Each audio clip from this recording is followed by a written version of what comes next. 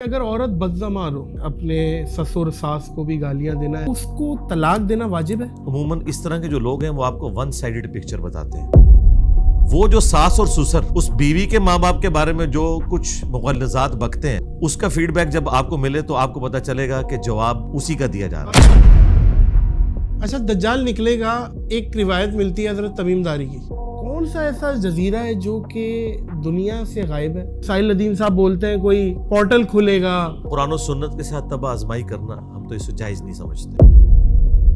کیا علی بھائی میت کو پتا چلتا ہے کہ اس سے قبر میں ملنے کون آیا ہے؟ اگر کوئی کہتا ہے سنتے ہیں تو بھائی اگر اس نے میری ڈائریکٹ سنی ہے نا، پھر میرا بھی حق ہے کہ اس کی بھی قبر سے باہر نکلے. تو وہ کبھی نہیں نکلی بھی کسی نے سنی تو بھائی ہماری بھی ڈائریکٹ نہیں جاتی، اللہ تعالیٰ پہنچاتا ہے ان تک. بس یہ عقیدہ ہے. مرحوم والدین اگر خواب میں پریشان دکھیں بھائی والدہ میں، تو یہ خواب کے معاملات کتنے فیصد حقیقت ہوتے ہیں؟ اگر اس طرح کا خواب کوئی دیکھتا ہے، سب سے پہلے اپنے ماں باپ کے لیے مغفرت کی دعا کرے، اس کے بعد ان کی طرف سے صدقہ اور خیرات کرے. ایک مسلمان چرچ یا مندر جا سکتا ہے؟ غیر مسلموں کی عبادت گاہیں ہیں، وہاں پہ آپ جا سکتے ہیں. قیامت کی نشانیوں پہ میں کچھ سوالات کرنا چاہ رہا ہوں. ابھی تک کون کون سی نشانیاں ہیں جو پوری ہو چکی ہیں آپ کے علم میں؟ پاکستان میں تو ساری ہو چکی ہیں، یورپ امریکہ بہت خوشحال ہے. اور اگلی بات آپ کو بتاؤں بڑی خطرناک.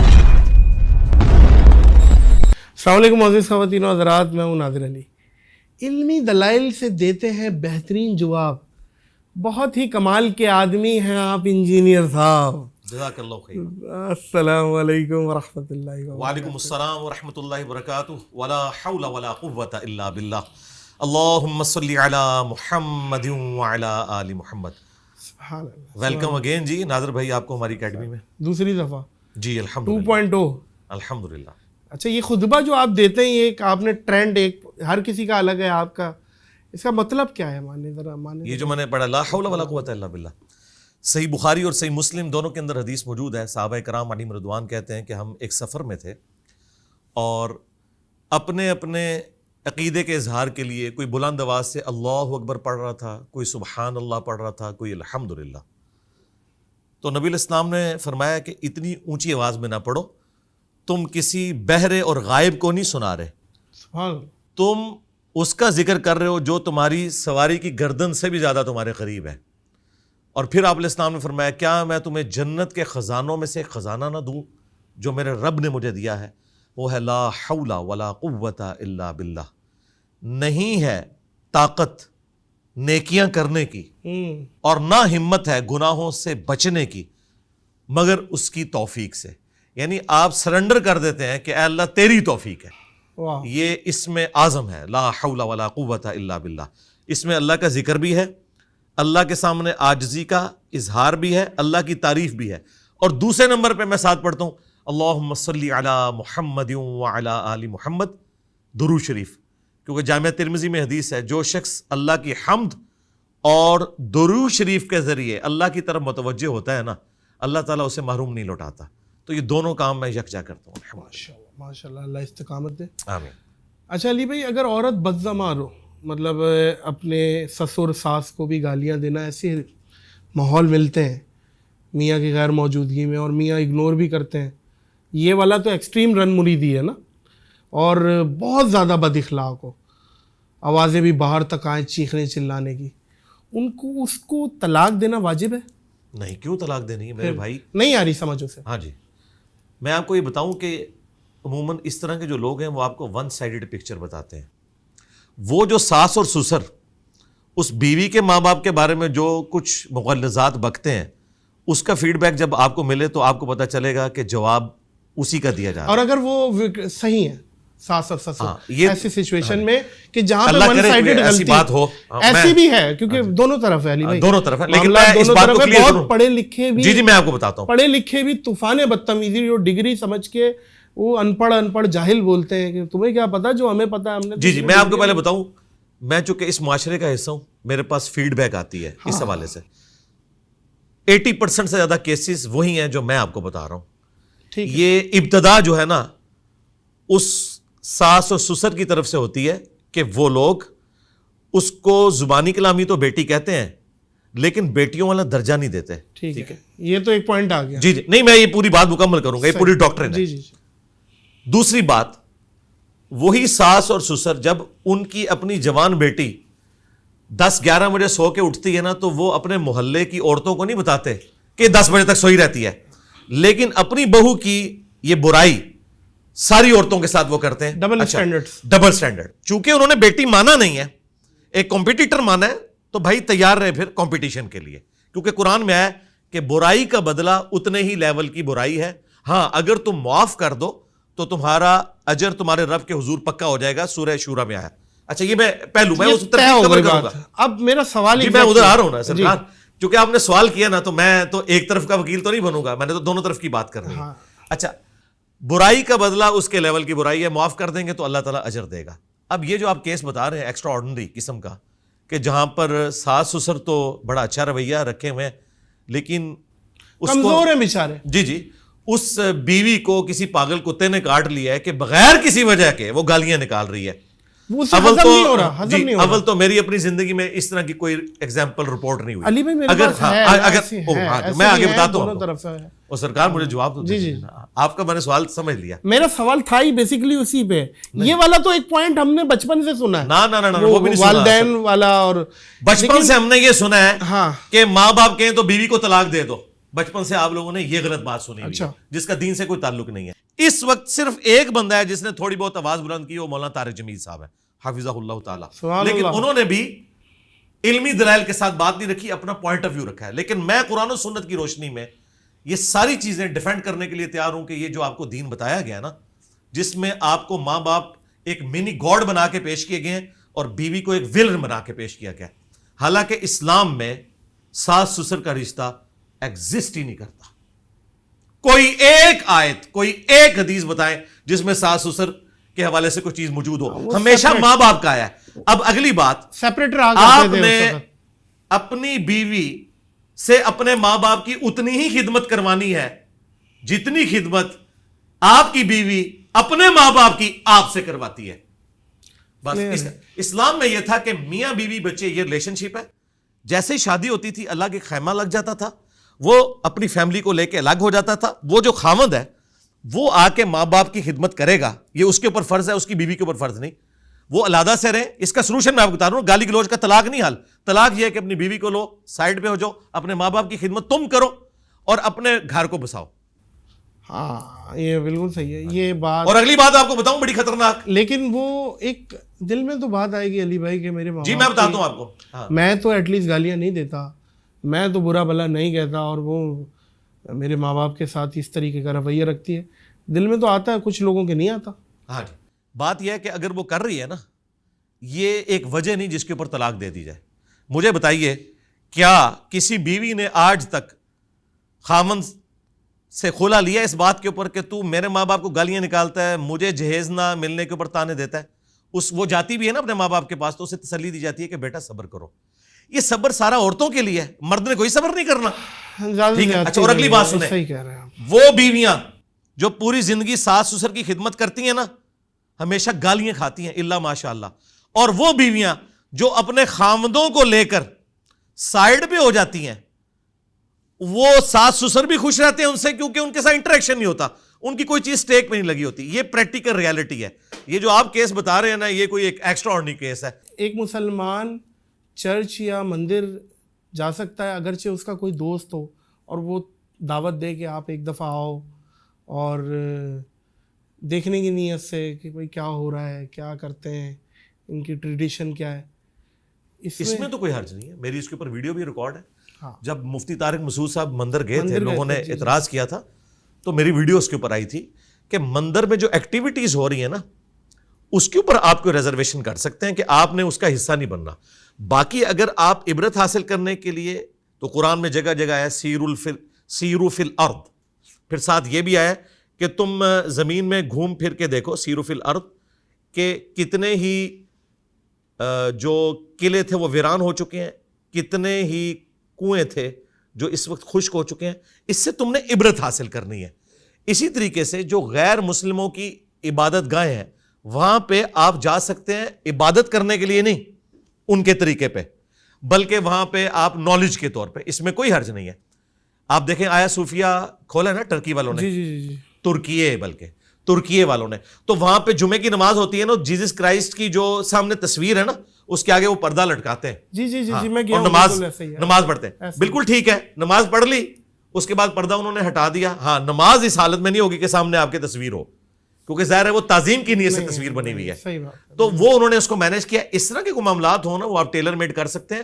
اور میں مسلمانوں سے بھی یہ کہوں گا اسپیشلی اس حوالے سے کہ تھوڑے آپ اتنے زیادہ کنزرویٹو نہ بن جائیں. دیکھیں جرمنی میں, یورپ میں, امریکہ میں جب کووڈ کے دن تھے اور سوشل ڈسٹینسنگ کی وجہ سے مسلمانوں کے پریئر ہال چھوٹے تھے, تو انہوں نے گرجوں کے دروازے کھولے, کئی لوگوں نے وضو خانے بنوائے, وہاں پہ ٹوائلٹس بنوائے, ملینز آف ڈالر لگائے کہ مسلمان جمعے کی نماز ادا کرے. آپ میں بھی یہ حوصلہ ہونا چاہیے کہ اگر کوئی کرسچنز یا جوز میں سے مسجد میں آنا چاہتا ہے تو آپ اسے اجازت دیں, کوئی مسئلہ نہیں. اچھا, اللہ تعالیٰ کے لیے لفظ تو کہنا, اچھا ہمارے معاشرے میں علی بھائی کسی کو تو تڑاک کریں, وہ تو تڑاک کر رہا ہے, تمیز نہیں ہے. اور خالق کو آپ, یہ ایک عام جو انسان ہے اس کے پیچھے کیا حکمت ہے کہ لفظ تو بولا جاتا ہے, اور اس میں کیا ہے؟ ہاں جی, اس میں حکمت یہ ہے کہ ہمارا سب سے بڑا مسئلہ اللہ اور اس کے رسول عز و جل و صلی اللہ علیہ وآلہ وسلم کے حوالے سے یہ ہے کہ ہم اس معاشرے میں پیدا ہوئے ہیں جہاں ہمیں عربی کا تعارف ہی نہیں ہے. اللہ کا شکر ہے کہ عربی اور انگریزی میں تو اور آپ کا فرق ہی کوئی نہیں ہے. اچھا, الحمدللہ, ٹھیک ہے.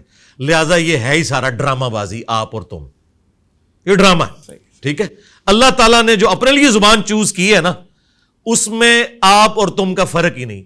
تم بھی تم ہوتا ہے, آپ کے لیے بھی تم ہی ہوگا. ٹھیک ہے, مانے جی, مانے اس کے وہی رہیں گے. لیکن آپ ذرا ایک سرکار اردو نا, جی جی, ہم اردو اسلام کی نہیں بات کر رہے, ہم اسلام کی بات کر رہے ہیں.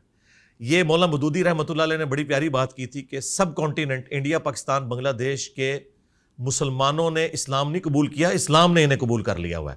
انہوں نے نہیں اسلام قبول کیا, اسلام نے انہیں قبول کر لیا کہ ٹھیک ہے تم بھی بھیڑ بکری ہو, آ جاؤ, تمہیں ایکسیپٹنس دے دوں گا. انہوں نے ابھی تک اسلام نہیں قبول کیا کہ اسلام کے اندر یہ چیزیں تھیں.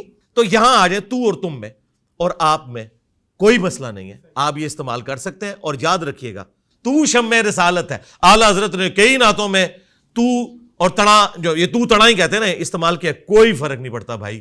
اللہ کے لیے استعمال کریں, پیغمبر کے لیے استعمال کریں. یہ مقصد آپ نے مطلب بتا دیا نا, اس کا معنی بتا دیا. اچھا, لیکن وہ مطلب عربی میں ہے, اردو میں یہ بدتمیزی ہے. ہاں, لیکن اردو کے اسلام کا, اس اسلام سے کوئی تعلق نہیں جو مکہ مدینے سے نکلا تھا. یہ ان کا اسلام ہے, سیدھی سی بات. اردو کی کیا ہسٹری ہے بائی دی وے, کب سے؟ یہ تو دیکھیں, فارسی, عربی مین, یہ دو زبانیں ہیں جن سے یہ ایوالو ہوئی ہے. اور اس میں ہم نے اپنے کچھ کرائٹیریا رکھ لیے ہوئے ہیں, خصوصاً لکھنؤ اور بریلی کی اردو میں ایک پروٹوکول رکھا ہے. اب آپ دیکھیں, اس سے بھی خطرناک چیز ہے, قرآن میں اللہ تعالیٰ نے اپنے آپ کو ہم کے سیغے سے بھی کہا ہے, انا نحن نزلنا الذکر وانا لہ لحافظون. بے شک ہم ہی نے نازل کیا اس الذکر یا دہانی والی کتاب کو, اور ہم ہی اس کی حفاظت کرنے والے ہیں. حالانکہ اللہ تو سنگولر ہے, لیکن یہاں اللہ نے عربی میں ہم کا سیغہ اپنے لیے شہنشائیت کے لیے استعمال کیا. اچھا, کراچی کے لوگ بھی, لکھنؤ کے لوگ بھی کہتے ہیں ہم گئے تھے, ہم نے پان لیا, حالانکہ وہ جانے والا اکیلا ہوتا ہے. ہاں, ہم کا لفظ استعمال ہوتا ہے نا. اچھا, میں یہاں پہ یہ بھی آپ کو بتا دوں, اللہ فرماتے ہیں یا اللہ فرماتا ہے, عربی میں دونوں ایک ہی ہے. صحیح, ٹھیک ہے. لہٰذا آپ فرماتا ہے کہ اللہ سے ہماری بھائی فرینکنس کا رشتہ ہے.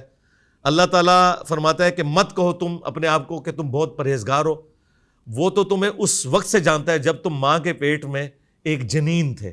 ٹھیک ہے, اپنے آپ کو پاکیزہ نہ کہا کرو. اللہ سے میرا فرینکنس کا رشتہ ہے. الذین یذکرون اللہ قیاما وقعودا وعلی جنوبہم, اٹھتے بیٹھتے کروٹوں پر لیٹے اللہ کو ہر حال میں ہم یاد کرتے ہیں. اللہ سے تو ہمارے جسم کا بھی پردہ نہیں ہے. قرآن میں آیا کہ جب تم اپنے لحاف میں اپنے آپ کو چھپائے رکھتے ہو نا, اللہ تعالیٰ اس وقت بھی تمہیں دیکھ رہا ہوتا ہے. اللہ سے تمہارا کوئی پردہ نہیں. لہٰذا اللہ سے فرینکنس کا رشتہ ہے, اور وہ فرینکنس کا رشتہ آپ سے ڈیولپ نہیں ہوتا, تم سے ہوتا ہے. کیا بات. ہاں بالکل. اچھا علی بھائی, میرا فیوریٹ ٹاپکوں میں سے ہے, قیامت کی نشانیوں پہ میں کچھ سوالات کرنا چاہ رہا ہوں. ابھی تک کون کون سی نشانیاں ہیں جو پوری ہو چکی ہیں آپ کے علم میں؟ میں اس کا جواب آپ کے سٹائل میں دیتا ہوں. پاکستان میں تو ساری ہو چکی ہیں, یورپ امریکہ بہت خوشحال ہے. ٹھیک ہے, یہ تو ہو گیا ایک لائٹر موڈ میں. قیامت کی جو سب سے بڑی نشانی پوری ہوئی ہے نا, وہ نبی الاسلام کا دنیا میں آنا ہے. صحیح مسلم میں حدیث ہے, میں اور قیامت اس طرح ساتھ بھیجے گئے ہیں جس طرح یہ دو انگلیاں. اوکے, کیونکہ نبی الاسلام آخر الزمان ہے, خاتم النبیین ہے, آپ کے بعد اب کوئی پیغمبر نہیں آئے گا. سبحان اللہ. آپ دیکھیں ہزاروں لاکھوں سال کی ہسٹری میں آخری شخصیت ہے جن سے اللہ تعالیٰ نے کلام کیا ہے. تو اس کا مطلب ہے یہ کائنات اب کنکلوڈ ہو رہی ہے. اب یہ کنکلوڈ, بھئی لاکھوں سال کی کائنات کو کنکلوڈ ہونے میں بھی ہزاروں سال چاہیے نا. تو سب سے بڑی نشانی نبی الاسلام کی دنیا میں تشریف آوری. دوسری بڑی نشانی جو قرآن پاک میں سورۃ القمر کے سٹارٹ میں آئی اور بخاری مسلم میں حدیث ہے, وہ چاند کا 2 ٹکڑے ہونا. یہ وہ نشانی ہے جو پوری ہو چکی ہوئی ہے. ٹھیک ہے. اس میں بھی الفاظ ہیں, ہاں شق القمر ہو گیا, قریب آ گئی قیامت, اور چاند ہو گیا 2 ٹکڑے. ٹھیک ٹھیک ہے نا. یہ قیامت کی نشانیوں میں سے. باقی یہ جو قیامت کی نشانیاں جو ہمارے ماڈرن اسکالرس پوری کرنے کی کوشش کر رہے ہیں پچھلے 40-50 سال سے, اینڈ آف دی ٹائم کی سیریز چل ہاں رہی جی ہاں جی, ہیں. قرب قیامت کی جو نشانیاں صرف ہمیں بتائی گئی ہیں, ان کا پورا ہونے کا جو ایئر ہے وہ ہمیں نہیں بتایا گیا. ہمارے نزدیک جو بڑی بڑی نشانیاں پوری ہوئی ہیں وہ یہ ہیں. اس کے بعد پھر بخاری مسلم میں ہے کہ عرب کی سرزمین کے اندر جو بلڈنگز کا بننا, پتلی پتلی لمبی لمبی عمارتیں, یہ ہے. اچھا اچھا. پھر اس کے بعد عورت اپنی مالکن کو جنم دے گی. اب یہ لٹریچر کی زبان میں بات ہو رہی تھی کہ یعنی جو عورت اپنی مالکن کو, ہاں یعنی اس کے گھر نہیں, اس کے گھر جو بیٹی پیدا ہوگی نا, ایک معنی تو یہ ہے کہ اس کے گھر جو بیٹی پیدا ہو رہی ہے نا, وہ اپنی ماں کے ساتھ ویسا سلوک کرے گی جیسے ایک مالکن اپنی ملازمہ کے ساتھ کرتی ہے. اور یہ تو ہمیں پاکستان میں قیامت کی نشانی, بیٹیاں ماؤں کو ذلیل کریں گی, ذلیل کر رہی ہیں جی. لیکن اس کو اس انداز میں کہا گیا, ٹھیک ہے نا. لٹریچر کی زبان میں اسی طریقے سے بات ہوتی ہے, کیونکہ جب آپ بات کنوے کرتے ہیں پھر اسی طریقے سے. تو یہ نشانی پوری ہوئی ہے. باقی تو جو یہ نشانیاں جنگوں کے اعتبار سے ہیں, اس میں قیامت کی نشانیاں تو نہیں, لیکن نبی علیہ السلام نے اپنی وفات کے بعد جن جنگوں کی پریڈکشن کی تھی, چاہے وہ تاتاریوں کے ساتھ ہماری جنگیں ہوں, رومن اور پرشین امپائر, لیکن ان میں قیامت کی نشانی کا ذکر نہیں ہے. آپ نے بتایا تھا کہ میرے بعد ایسا ہوگا. قیامت کی جو نشانیاں پوری ہوئی ہیں نا بڑی بڑی, وہ تو یہی ہیں. باقی یہ جو ہر تیسرے چوتھے دن غزوہ ہند بنا کے بیٹھے ہوتے ہیں, بھائی غزوہ ہند ہونا ہے بالکل قرب قیامت میں. صحیح ہے. اس کا اس جہاد کے ساتھ کوئی لینا دینا نہیں ہے جو یہاں اتنے, اس کا انڈیا پاکستان سے کوئی تعلق نہیں ہے. نہیں, کیا پتا اس وقت انڈیا پاکستان اس طریقے سے ایگزسٹ کرتے بھی ہیں کہ نہیں, کیونکہ اس میں الفاظ ہیں سنن نسائی میں کہ جب مسلمان ہند میں یہ معاملہ کریں گے نا تو پھر ندا دی جائے گی کہ دجال نکل چکا ہے. صحیح ہے. ٹھیک ہے. یہ دجال جب نکلے گا نا, یہ اس وقت غزوہ ہند ہونا ہے. یہ تو میرے بھائی ہمارے پرانے بزرگ بھی جو سومناتھ پہ بھی حملے کرتے رہے, انہوں نے بھی غزوہ ہند بنایا ہوا تھا. اچھا, دجال نکلے گا, ایک روایت ملتی ہے حضرت تمیم داری کی, جی ہاں جی, کہ کشتی کے تھپیڑے, صحیح مسلم کی ہے کہ 1 مہینے بعد انہیں ایک ساحل پہ ان کی کشتی ٹکرائی, اس کے بعد جساسا والی حدیث, اور میں اندر جاؤ دجال جکڑا ہوا ہے. اچھا ایک بات بتائیں علی بھائی, آج کے دور میں 2023 میں موجود ہے, سیٹلائٹ کا دور ہے اور ترقیوں کا دور ہے, کون سا ایسا جزیرہ ہے جو کہ دنیا سے غائب ہے؟ کیا وہ جزوی طور پہ حضرت تمیم داری کو دکھا دی گئی تھی؟ اللہ نے پردہ رکھا ہوا ہے کہ قرب قیامت وہ پردہ ہٹے گا, یا جیسے ساحل ندیم صاحب بولتے ہیں کوئی پورٹل کھلے گا, اور وہ پورٹل کے تھرو ظاہر ہے بھائی یاجوج ماجوج کہاں ہیں؟ کہا جاتا ہے کہ کوئی زمین کا حصہ باقی نہیں رہے گا, اتنی لاشیں ہوں گی, تو وہ یاجوج ماجوج ایگزیکٹلی زمین پہ تو فزیکلی نظر نہیں آتے. تو یہ اس پہ آپ کی کیا مائنڈ سیٹ ہے؟ اس کی قرآن و سنت کے ساتھ تب آزمائی کرنا ہم تو اسے جائز نہیں سمجھتے. صحیح. جتنا نالج ہمیں قرآن و سنت کی روشنی میں بتایا گیا ہے, ہم اس کے بعد اس پہ کلام نہیں کریں گے. ہم لاجیکلی آپ کو بتاتے ہیں, یہ اللہ تعالیٰ نے قرآن پاک میں بھی یاجوج اور ماجوج کے بارے میں فرمایا کہ اللہ تعالیٰ جب چاہے گا انہیں کھول دے گا.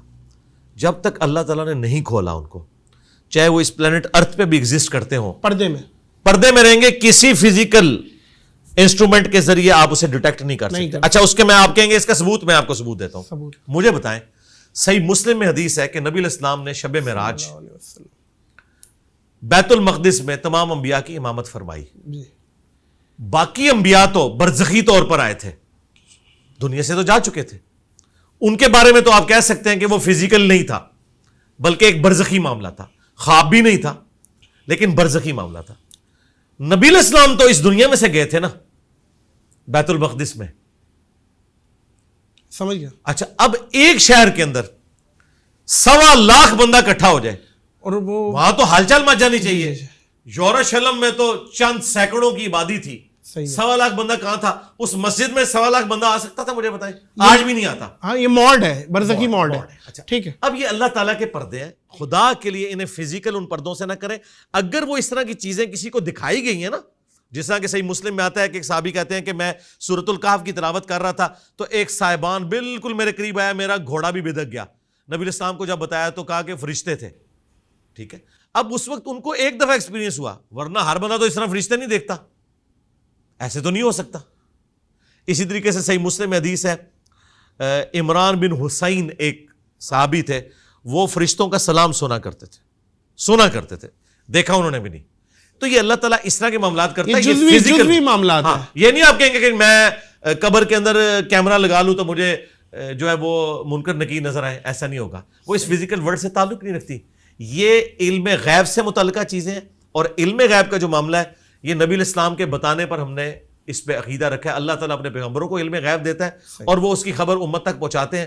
نبی علیہ السلام کو عذاب قبر دکھایا گیا. اور یہاں پہ میں ایڈ کر دوں ایک چیز, بخاری مسلم حدیث ہے, نبی علیہ السلام 2 قبر والوں کے پاس سے گزر رہے تھے, آپ رک گئے, آپ نے فرمایا ان دونوں کو عذاب ہو رہا ہے, ایک چگلی کھاتا تھا, ایک پیشاب کے چھینٹوں سے نہیں بچتا تھا. آپ نے ایک ٹہنی توڑی, اس پہ لگائی اور فرمایا کہ جب تک ہری رہیں گی ان کے عذاب میں تخفیف ہوگی, نبی علیہ السلام کی دعا کی برکت سے.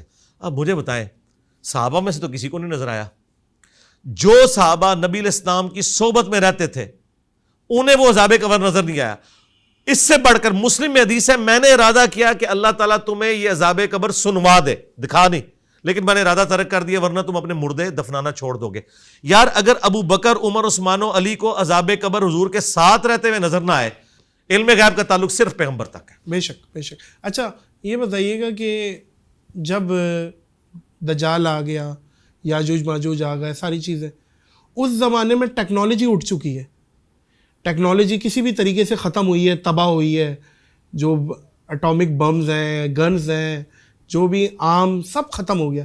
واپس ہم تلواروں پہ آ جائیں گے, یہ روایتیں ملتی ہیں کہ واپس تلواروں. دیکھیں احادیث کے الفاظ سے یوں لگتا ہے کہ جیسے ان کے ٹیکنالوجی ختم ہو جائے گی, جو ہے وہ آپ 7 سال تک مسلمان جلائیں گے. مے بی ایسا ہو, مے ناٹ بی. اگرچہ 2 ملک ایٹم بم مار دیں دنیا میں, ٹیکنالوجی ختم. دیکھیں نہیں اتنی جلدی سیٹلائٹ ختم, یہ ختم. سرکار یہ باتیں وہ لوگ کرتے ہیں جنہیں سائنس کا علم نہیں ہے. جی جی آپ ٹھیک ہے نا, اس طرح نہیں ہوتا کہ ایٹم بم سے دنیا ختم ہو جائے گی. اس کے لیے بہت زیادہ اٹامک بم چاہیے, چند ایٹم بم سے دنیا نہیں ختم ہوگی. اچھا. اور جو لوگ کہتے ہیں ٹیکنالوجی ختم ہو جائے گی, یہ ان کی کیا اثر آئی ہے, may be may not be. اس کی وجہ یہ کہ آپ دیکھیں ہمارے پاس تو اس کے اپوزٹ دلائل بھی موجود ہیں. مثلاً صحیح مسلم میں حدیث ہے, نبی علیہ السلام نے فرمایا کہ قرب قیامت میں جب دجال آئے گا نا تو پہلا دن 1 سال کا ہوگا, دوسرا 1 مہینے کا, تیسرا 1 ہفتے کا, اور چوتھا نارمل, اور پھر نارمل دن شروع ہو جائیں گے. صحابہ کرام نے کہا جب 1 سال کا 1 دن ہوگا تو ہم نمازوں کا کیا کریں گے؟ آپ نے فرمایا تم اندازہ مقرر کر لینا. اب مجھے بتائیں گھڑی بننے سے پہلے کیا کوئی 1 سال کی نمازوں کا اندازہ مقرر کر سکتا تھا؟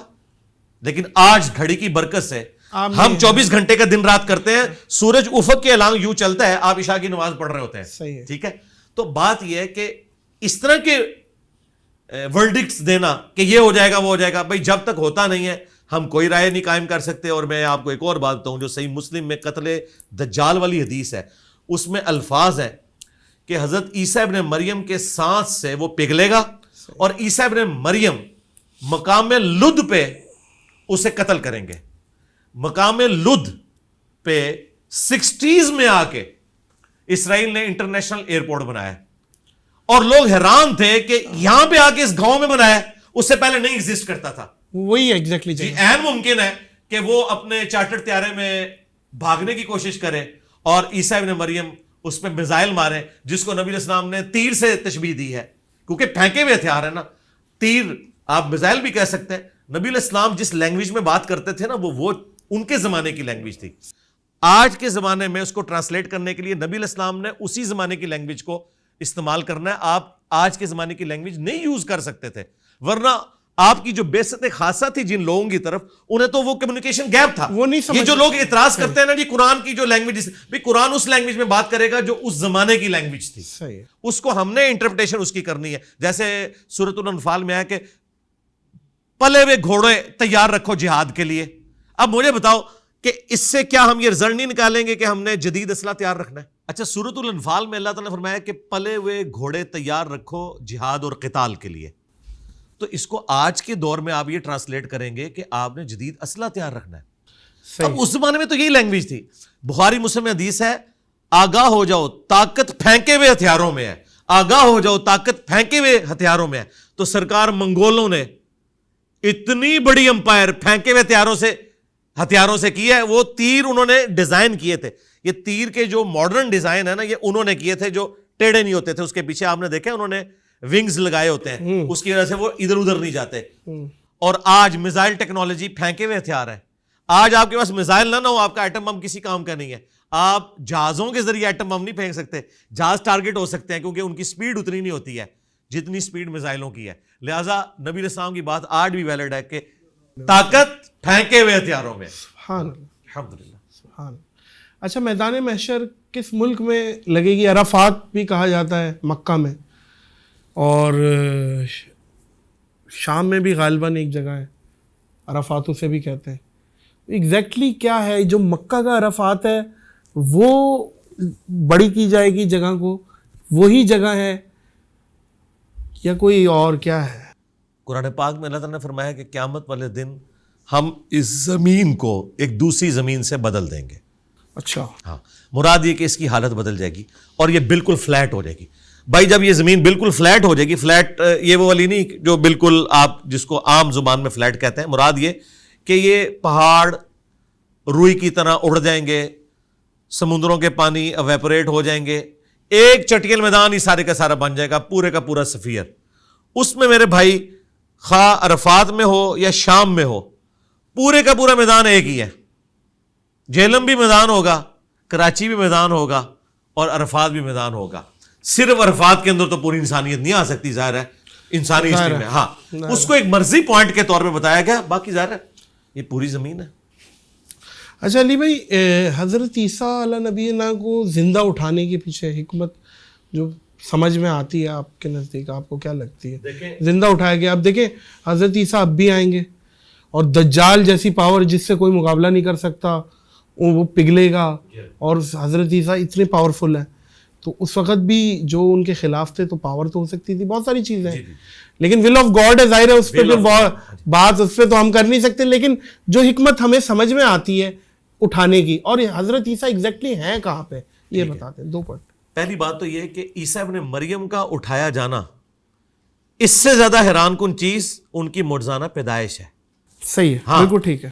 نبی علیہ السلام بھی آسمانوں سے سیر کر کے آئے ہیں، بالکل ٹھیک ہے، ٹھیک ہے، بغیر باپ. ہاں، عیسیٰ ابن مریم تو گئے ہیں اور ابھی تک وہ 5ویں آسمان کے اوپر ہیں. نبی علیہ السلام تو سارے آسمانوں سے ہو کے، جنت سے ہو کے زمین پہ واپس بھی آ گئے، اور آپ صلی اللہ علیہ وآلہ وسلم نے اپنی دعوت حق کو آگے پھیلایا. اب عیسیٰ ابن مریم کا میرے بھائی بغیر باپ کے پیدا ہونا یہ زیادہ کریٹیکل میٹر ہے.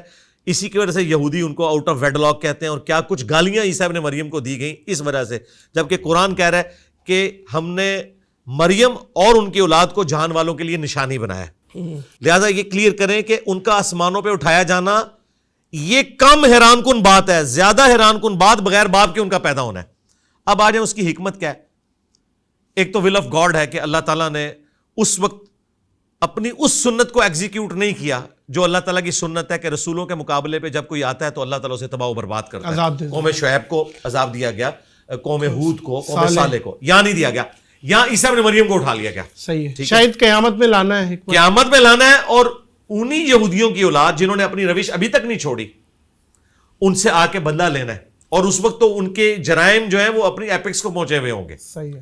اور وہ یہودی بھی اس مسیح کے انتظار میں ہیں. ہم اسے اینٹی کرائسٹ کہتے ہیں نا، مسیح الدجال. اب دیکھیں عیسیٰ بھی مسیح ہے اور دجال بھی مسیح ہے، کیونکہ وہ دجال مسیح ہے، جھوٹا مسیح، دغا باز مسیح. اور عیسیٰ مسیح جو ہے وہ کرائسٹ ہے. عیسیٰ مسیح کا مطلب، عیسیٰ مسیح کا حضرت عیسیٰ ابن مریم کے لیے ہم استعمال کرتے ہیں نا مسایا. ٹھیک ہے، مسایا یعنی نجات دہندہ لوگوں کا. اچھا، ہاں، ہادی اور مہدی. صحیح، ٹھیک ہے. اور جن کے ذریعے اللہ تعالیٰ نے لا علاج بیماریوں کی شفا رکھی. ٹھیک ہے. اب عیسیٰ ابن مریم علیہ السلام وہ سچے مسیح ہیں اور دجال جھوٹا مسیح ہے. یہودیوں کو یہ پتا تھا, کبھی کوئی پیغمبر اس حالت میں دنیا سے نہیں گیا کہ وہ آنے والے پیغمبر کی خبر نہ دے. ہمارے نبی الاسلام کی خبر عیسیٰ ابن مریم نے دی تھی. عیسیٰ ابن مریم کی خبر بھی اگلے انبیاء نے دی تھی کہ ایک مسیح آئے گا. ان کی کتابوں میں لکھا تھا, لیکن وہ مسیح آیا, ان کے اوپر انہوں نے الزامات لگائے, اللہ تعالیٰ نے انہیں اٹھا لیا. اب جب دجال آئے گا نا, یہ اس کو مان لیں گے کہ یہ وہ مسیح جو ہماری کتابوں میں ہے. وہ اس دجال کو مسیح سمجھ لیں گے, حالانکہ وہ اینٹی کرائسٹ ہوگا. اور پھر عیسیٰ ابن مریم اسے قتل کریں گے. یہ مسلمانوں کا اور کرسچنز کا اجماعی عقیدہ ہے. اور ایگزیکٹلی ہیں کہاں وہ؟ کون؟ حضرت عیسیٰ 5ویں آسمان کے اوپر. بخاری مسلم میں ہے کہ آپ کی ملاقات ہوئی ہے 5ویں آسمان. جی 5ویں آسمان کے اوپر. اور ابن ماجہ میں حدیث ہے, عیسیٰ ابن مریم سے نبی الاسلام کی گفتگو ہوئی ہے اور انہوں نے کہا کہ جب دجال آئے گا اللہ تعالیٰ مجھے دنیا میں واپس بھیجے گا. اچھا علی بھائی, گھر میں کتے بلی پرندے پالنا, شیر پالنا اور ان کا کاروبار کرنا, کیونکہ پرندہ ظاہر ہے اس کی عادت سے برخلاف کر دیا, آپ نے پنجرے میں بند کر دیا. قید تو ہے, اس نے اڑنا ہے, آپ نے پنجرے میں بند کیا ہوا ہے. اور شیر ایک جانور ہے, جنگلی ہے, خطرناک ہے, آپ پہ حملہ بھی کر سکتا ہے اور مر بھی سکتا ہے, خودکشی کی موت بھی ہو سکتی ہے یہ, کیونکہ آپ کو پتہ ہے یہ سب کچھ. اور پھر اسی طریقے سے کتے بلی پالنا. بلیوں کا اکثر لوگ بہت, ہر تیسرا چوتھا گھر مجھے لگتا ہے کہ بلی ایٹ لیسٹ پرشین کیٹ پالی ہوئی ہوتی ہے. اس پہ ان کو پالنا اور ان کا بزنس کیسا ہے؟ بلی پالنا ہے نا, یہ تو بالکل درست ہے, اس کے اوپر کسی کا بھی کوئی اختلاف نہیں ہے. بلکہ صحیح مسلم میں حدیث ہے کہ یہ بلی چونکہ اکثر تمہارے گھر آتی جاتی ہے, اس کا تھوک بھی پاک ہے. اچھا. ہاں جی, بلی اگر آپ کے کھانے پینے کی چیز میں یا برتن میں منہ مار دے تو وہ پاک ہے. یہ صحیح مسلم کے اندر حدیث موجود ہے. اچھا, اب رہ گیا کتا, اس کا تو تھوک ناپاک ہے, وہ تو بخاری مسلم میں ہے کہ آپ نے 7 دفعہ برتن کو دھونا ہے. البتہ کتے کو رکھنے کی اجازت ہے. قرآن پاک میں سورۃ المائدہ میں ہے کہ جو سدھائے ہوئے کتے ہیں, شکار کے لیے آپ استعمال کرتے ہیں, وہ آپ رکھ سکتے ہیں, جانوروں کی حفاظت کے لیے رکھ سکتے ہیں, اپنے گھر کی حفاظت کے لیے رکھ سکتے ہیں. لیکن بخاری مسلم میں ہے کہ جو ان وجوہات سے ہٹ کے صرف شوقیہ کتے پالتا ہے تو روزانہ اس کے نامہ اعمال سے 1 قرات, اور ایک حدیث بخاری مسلم میں یہ 2 قرات اجر اس کا کم ہو جاتا ہے, اور 1 قرات احد پہاڑ کے برابر ہے. وہ گناہ ہے پھر وہ رکھنا. اچھا, اب آ جائیں وہ کاروبار کی طرف. تو صحیح مسلم میں حدیث ہے نبی الاسلام نے کتے اور بلی کا کاروبار کرنے سے منع فرمایا. کاروبار کے طور پہ نہیں کر سکتے. ہاں, کوئی کسی کو کوئی کیٹ گفٹ کر دیتا ہے, کوئی کتا گفٹ کر دیتا ہے, وہ تو درست ہے. کاروبار کرنے سے نبی صلی اللہ علیہ وآلہ وسلم نے منع فرمایا. اب آ جائیں پرندوں کی طرف. سب کا جی, اب آ جائیں پرندوں کی طرف. دیکھیں, جو پرندے سائنٹیفکلی یہ چیز ثابت ہو کہ وہ آزاد ماحول کے عادی ہیں اور انہیں قید کرنے سے وہ مر جائیں گے, وہ پرندے پالنا حرام ہوگا. مثلا جو بھی ہوں گے, ابھی اس وقت جو ہمارے علم میں ہے نا, تو وہ نہیں مرتے.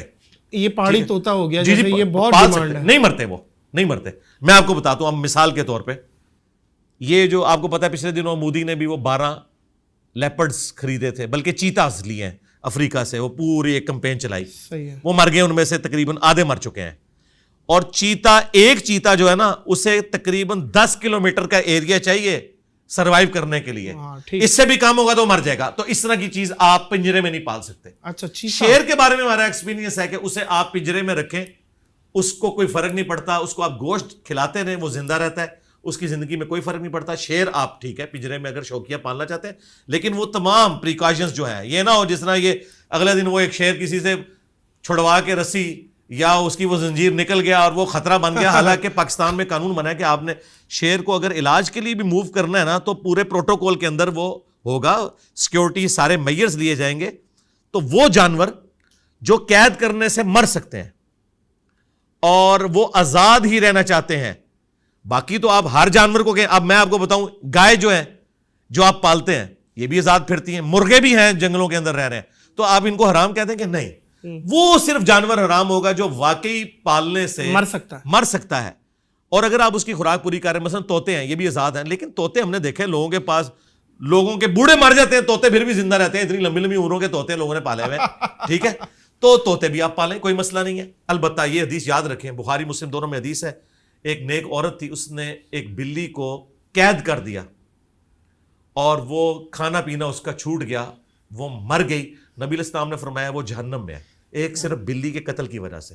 یہ آپ نے ذہن میں رکھنا ہے, جب آپ نے پالنا ہے پھر ذمہ داری کرنی ہے. یہ جن لوگوں نے بھینسیں پالی ہوئی ہیں نا, آپ ان سے پوچھیں, وہ کہتے ہیں ہمارے گھر میں میت ہو جائے نا, میت کو ہم سائڈ پہ رکھتے ہیں, پہلے بھینس کا دودھ دھوتے ہیں, اس لیے کہ بھینس تو مر جائے گی بیچاری چیخ چیخ کے. ان کے گھر میں میت بھی رکھی ہوئی ہو نا, وہ اس سے عہدہ برا نہیں ہو سکتے. اچھا جی ظاہر ہے, کیا کریں گے, بھینس تو دودھ دے گی. اچھا علی بھائی, مرحوم والدین اگر خواب میں اچھی حالت میں نہ آئے, مطلب پریشان, بھائی خواب میں پریشان دکھیں بھائی والدہ میں, مطلب عذاب ہو رہا ہے, کوئی بخشواؤ بھائی, کوئی ہے ایسا معاملہ, تو یہ خواب کے معاملات کتنی فیصد حقیقت ہوتے ہیں کہ اب ہر کسی کے خواب میں آ رہے ہیں؟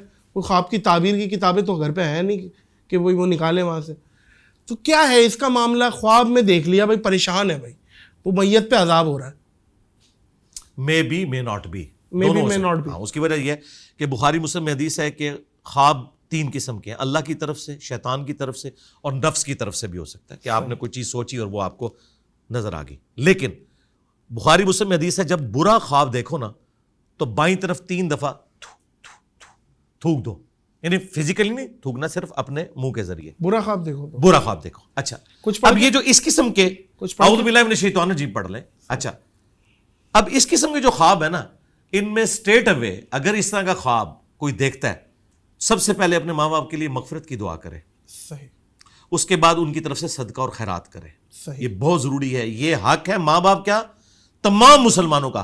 ربنا اغفر لنا ولاخواننا الذین سبقونا بالایمان, اہل ایمان کی نشانی ہے کہ ان سے پہلے جتنے بھی ایمان والے گزرے ہیں ان کے لیے دعائیں مغفرت کرتے ہیں. اور ماں باپ کا تو حق قرآن میں ہے, رب ارحمہما کما ربیانی صغیرا, اے میرے رب ان دونوں پر رحم فرما جس طرح انہوں نے مجھے بچپن میں پالا تھا. آپ صدقہ اور خیرات کریں. سنن ابن ماجہ میں حدیث ہے, ایک شخص کا مرنے کے بعد جنت میں ایک درجہ بلند ہوتا ہے, پوچھتا ہے یا اللہ یہ تو میرا عمل نہیں تھا, اللہ تعالیٰ فرماتا ہے تیرے بیٹے نے دنیا میں تیرے لیے استغفار کیا ہے, اس کی برکت سے میں نے یہ تیرا مرتبہ بلند کیا. یہ بالکل صحیح سند کے ساتھ حدیث موجود ہے. اور نبی الاسلام کے مبارک زمانے میں سعد ابن عبادہ جو خزرج کے سردار تھے, وہ کہتے ہیں کہ میں سفر پہ تھا, پیچھے سے میری والدہ فوت ہو گئی, یا رسول اللہ مجھے بڑا قلق ہے, میں جنازے میں بھی شامل نہیں ہو سکا, میں چاہتا ہوں ان کی طرف سے کوئی ایسا کام کروں کہ انہیں ثواب ملے, تو کیا میں ان کی طرف سے کنواں کھدواؤں تو انہیں ثواب پہنچے گا؟ نبی الاسلام نے فرمایا ہاں پہنچے گا. اور سن نسائی میں بخاری میں الفاظ ہیں, وہ ام سعد کا کنواں مشہور ہو گیا, ام سعد کا کنواں. جی جی جی. تو یہ آپ کام کریں, کسی غریب بچے کی کالج یونیورسٹی کا خرچہ اٹھا لیں, کسی غریب خاندان کا راشن والا معاملہ کوئی راشن والا کر لیں, اس طرح کے آپ معاملات کریں, صدقہ اور خیرات کریں. اور اگر والدین خواب میں نہ آئے تو یہ بھی پریشانی ہو جاتی ہے, خواب میں نہیں آئے. نہیں, یہ تو کوئی قرآن و حدیث میں نہیں ہے کہ ماں باپ نے ضرور آنا ہے, ضرور آپ نے بس دعا کرنی ہے. ان کی قبر پہ بھی جائیں. نبی الاسلام اپنی والدہ کی وفات کے 50 سال کے بعد قبر پہ گئے, وہاں روئے. ابا, ہاں آپ بھی گئے ہوئے ہیں ماشاء اللہ تعالیٰ, صحیح مسلم کے اندر یہ حدیث موجود ہے. ماں باپ کی قبر پہ جائیں, قبر پہ بھی جا کے دعا کریں, گھر میں بھی دعا کریں. اچھا یہ دعا صرف ماں باپ جو مرے ہوئے ہیں ان کے لیے نہیں کرنی, زندہ ماں باپ کے لیے بھی کرنی ہے. صحیح, لوگ کہتے ہیں مرنے کے بعد کریں گے, بھائی زندگی میں بھی ان کو ضرورت ہے. صحیح, صحیح. اچھی اولاد تو صدقہ جاریہ ہے. جی ہاں جی. کیا علی بھائی میت کو پتہ چلتا ہے کہ اس سے قبر میں ملنے کون آیا ہے؟ مطلب میت کو دفن ہوئے ہوئے سالوں ہو گئے اور کوئی چچا آتے ہیں ان کی قبر پہ آئے ہیں, تو پتہ چلتا ہے میت کو کہ کون ہے؟ اس طرح کی کوئی بات نہیں ہے, ہمیں صرف یہ حکم دیا گیا کہ آپ نے قبرستان جا کے کہنا ہے. صحیح مسلم میں حدیث ہے, السلام علیکم اہل الدیار من المؤمنین والمسلمین وَإِنَّا إِن شَاءَ اللَّهُ بِكُمْ لَلَاحِقُونَ نَسْأَلُ اللَّهَ لَنَا وَلَكُمُ الْعَافِيَةَ. یہ آپ نے دعا کرنی ہے. ہمارا سلام ان مردوں تک پہنچتا ہے, لیکن یہ کہنا کہ وہ سنتے ہیں اور وہ جواب دیتے ہیں, ڈائریکٹلی ہماری بات سنتے ہیں, کوئی بات ہاں اگر کوئی کہتا ہے سنتے ہیں تو بھائی اگر اس نے میری ڈائریکٹ سنی ہے نا, پھر میرا بھی حق ہے کہ اس کی بھی قبر سے باہر نکلے, تو وہ کبھی نہیں نکلی بھی کسی نے سنی. تو بھائی ہماری بھی ڈائریکٹ نہیں جاتی, اللہ تعالیٰ پہنچاتا ہے ان تک, بس یہ عقیدہ ہے. وہ بخاری مسلم میں حدیث ہے کہ جب تم پڑھو گے السلام علیک ایھا النبی ورحمۃ اللہ وبرکاتہ السلام علینا وعلی عباد اللہ الصالحین, تو زمین و اسمان میں ہر بندے تک تمہارا سلام اللہ تعالیٰ پہنچا دے گا. یہ اللہ تعالیٰ پہنچاتا ہے, یہ برزخی موڈ ہے, اس کا اس فزیکل ورلڈ سے کوئی تعلق نہیں ہے. اچھا اسی میں کتے یا بلی روتے ہیں تو ایک یہ بھی کلچر ہے کہ بھئی کوئی مرنے والا ہے, کوئی منوسیت ہونے والی ہے, گدھا بول رہا ہے, تو اس پہ کیا ہے, اس پہ کیا کرنا ہے شرعی معاملات میں؟ گدھے کے بارے میں تو الگ سے حدیث موجود ہے. ہاں جی, وہ تو حدیث موجود ہے کہ آپ نے اعوذ باللہ من الشیطان الرجیم پڑھنا ہے, لا حول ولا قوت الا باللہ پڑھنا ہے. باقی یہ کہنا کہ کوا گھر کی منڈیر پہ بیٹھے تو مہمان آئے گا, جوتی پہ جوتی چڑھ گئی تو آپ کا سفر لکھا ہوا ہے, ہاں, اور کالی بلی نے راستہ کاٹ دیا تو یہ مشکلات یہ میرے بھائی یہ توہمات ہیں, ان کا دین سے کوئی لینا دینا نہیں ہے.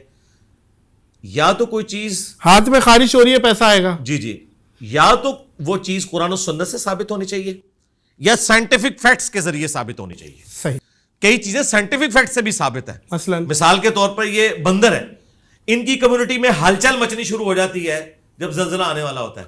اچھا, یہ ان کو علم غیب نہیں ہوتا, بلکہ یہ ہے کہ یہ جو زمین کی وائبریشن ہے نا, ان کا سینسٹیوٹی کا لیول زیادہ ہے.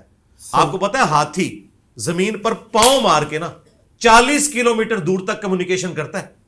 ہماری تو یہ چیزیں نہیں ہیں. عقاب 2 کلومیٹر اوپر سے نیچے دیکھ لیتا ہے, ہم نہیں دیکھ سکتے. اور اس سے اگلی بات, چڑیا اڑ سکتی ہے, ہم نہیں اڑ سکتے. حالانکہ عام مسلمان ایک چڑیا سے افضل ہے, تو افضلیت ختم نہیں ہوگی, اللہ نے اس کی وہ ڈومین رکھی ہے. اچھا, شوہر اپنی بیوی کو میکے جانے سے روک سکتا ہے کہ وہ اس کی نہیں بنتی, نہ سالوں سے بنتی ہے نہ ساس سے بنتی ہے, پسند نہیں ہے, شوہر نے حکم دے دیا بھائی تم نہیں جا سکتی, اب کیا معاملہ ہے, بیوی چلی جائے؟ اس کا ون لائنر ہے. اگر بیوی یہ کہے کہ میرا خاوند جب اپنے ماں باپ سے مل کے آتا ہے تو میرے ساتھ برا سلوک کرتا ہے, لہٰذا میں اپنے خاوند کو اجازت نہیں دوں گی کہ وہ اپنے ماں باپ کو ملے, تو کیا کوئی خاوند مانے گا اس بات کو؟ ہاں بھائی, پکا آ گیا نا. تو بھائی ماں باپ کو ملنے سے نہیں روک سکتے. جس طرح ایک خاوند یہ سمجھتا ہے نا کہ میرے ماں باپ کا میرے اوپر حق ہے, اسی طریقے سے اس بیوی کے ماں باپ کا بھی اس کے اوپر حق ہے. آپ کسی بھی عورت کو اس کے ماں باپ کو ملنے سے نہیں روک سکتے بھائی, ناٹ ایٹ آل. یہ اس کا شرعی حق ہے. بے شک ایسے. اور اگر آپ کو شوق تھا نا تو جب بیاہ کہ اس کو لائے تھے نا, اس سے پہلے ہی ان کو بتا دینا تھا کہ میں لے کے جا رہا ہوں, آندہ اس گھر کا منہ بھی نہیں دیکھے گی, تو انشاءاللہ تعالیٰ آپ کا رشتہ بھی نہ ہوتا. تو یہ پہلے طے کرنا صحیح تھا. اچھا, اگر وہ مان جاتے ہیں ٹھیک ہے بیٹا, کوئی بھی نہیں مانیں گے. اگر اتنے کوئی بدبخت ہیں جو مان رہے ہیں تو ان کے ساتھ ایسے ہی کرنا چاہیے. میت نکلے گی بیٹا اب وہاں سے, یہ ایک نہیں, وہ یہ نہیں کہتے کہ ہماری طرف نہیں آنا, وہ کہتے ہیں کہ اپنے خاوند کو چھوڑنا نہیں ہے. ہاں, یہ نہیں وہ کہتے کہ ہماری طرف نہیں آنا, یہ تو کوئی بھی نہیں کہتا. اور آج کل یہ بڑی نیوز آتی ہیں کہ بھائی غربت سے تنگ آ کر ماں نے خود بھی خودکشی کر لی اور بچوں کو بھی مار دیا, یا باپ نے مار دیا, یہ بھی خودکشی ہوئی. بالکل خودکشی ہے, اور وہی والی گرفت ہوگی, قیامت تک اپنے آپ کو ویسے ہی مارتا رہے. بالکل بخاری مسلم کی جو حدیث ہے, جس طریقے سے اس نے خودکشی کی وہی کرے گا. اور اس میں ایک پازیٹیو بات بھی کر لوں, شاید آپ کے پلیٹ فارم سے جب میں یہ کروں گا تو وہ بالدوں کو اچھی لگے. اللہ کے فضل سے ہمارا دیندار یا مولویوں کے طبقے سے لاکھ اختلاف, لیکن میں نے کبھی بھی کسی بھی فرقے کے دیندار بندے کو خودکشی کرتے ہوئے نہیں دیکھا, کیونکہ یہ چیز کم از کم ان کو کلیئر ہوئی ہے. جس طرح آپ دیکھیں کہ صحابہ کرام علیہم رضوان میں ہر طرح کے لوگ تھے, لیکن ایک جرم ایسا ہے جو کسی صحابی نے نہیں کیا کہ رسول اللہ کے اوپر کوئی جھوٹی حدیث باندھے, کیونکہ انہیں پتا تھا یہ گناہ معاف نہیں ہونا. نبی علیہ السلام کی حدیث ہے بخاری مسلم میں کہ جس نے میری طرف جھوٹ منسوب کیا وہ اپنا مقام جہنم میں دیکھ لے. بالکل اس طریقے سے دیندار جو طبقہ ہے نا, اپنی ساری کمزوریوں کے باوجود اس میں ایک پازیٹیو چیز ہے, وہ خودکشی نہیں کرتا. اور دوسری بات یہ ہے کہ وہ بھوکے رہتے بھی نہیں ہیں, کوئی نہ کوئی معاملہ ان کے ساتھ ہو جاتا ہے. یہ اسٹیٹ کی ذمہ داری ہے. یہ بعد میں تو سارے لوگ ہمارے این جی اوز والے بھی وہاں پہنچ جاتے ہیں کہ یہ دیکھیں یہ وہ رسی ہے جسے وہ لٹکا ہے. یار خدا کے لیے کیا تم ڈیٹرنس پھیلا رہے ہو, تم پہلے اس کو دیکھ لیتے تو خودکشی نہ کرتا. بعد میں تو سارے لوگ جا کے وہاں ویلاگز بنا رہے ہوتے ہیں. اگر علی بھائی کسی کے گھر پہ کوئی خواجہ سرا پیدا ہو جاتا اور والدین کو بھی پتہ چل جاتا ہے, آج کا تو جدید دور ہے, وہ ٹیسٹ کرتے ہیں بچوں کا, دماغ کا بھی, باڈی بھی, ہر پارٹ کا ٹیسٹ ہوتا ہے, وہ بتا دیتے ہیں کہ یہ بچہ, تو وہ بچہ کچھ رپورٹس آئی ہیں گھر سے بھی نکال دیتے ہیں, اس بچے کو اون نہیں کرتے.